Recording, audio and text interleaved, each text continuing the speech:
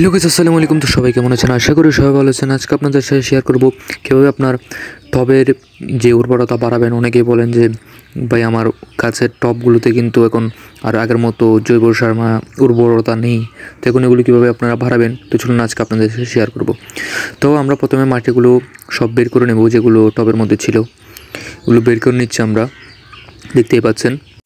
এগুলো সব বের করার পরে এগুলো কিন্তু একটু জৈব সার দিয়ে মিক্স করবেন, দেখতে পাচ্ছেন। অ্যান্ড এখান থেকে কিছু মাটি আমরা কিন্তু এখানে ভরে দেবো। এখন এগুলো জৈব সার দিয়ে মিক্স করে রেখেছি, এগুলো মাটি অল্প কিছু মাটি নিয়ে নেব। অ্যান্ড কিছু মাটি নিয়ে নিলাম, দেখতেই পাচ্ছেন। তারপর যে আমাদের ঘরে যে সবজির ছাল যারা আমরা ফেলে দিই ঘর থেকে, ওইগুলো কিন্তু আমরা রেখে দিই, বালতি ভর্তি করে আমরা রেখে দিই। ওইগুলো এখন দিয়ে দেবো কিছু, তারপর উপরে মাটি দিয়ে দেবো, আরও হাফ পরিমাণ মাটি দিয়ে দিলাম। মাটি দেওয়ার পরে এরকম ভালো করে দিতে হবে। আরও অল্প কিছু আমরা এখান থেকে দিয়ে দেবো, দেখতে পাচ্ছেন, দিয়ে দিলাম। অ্যান্ড মাটি দিয়ে দেবো আবার। মাটি দেওয়ার পরে কিন্তু দেখতে পাচ্ছেন আমরা মাটি ভর্তি করে দিয়েছি, দেখতেই পাচ্ছেন।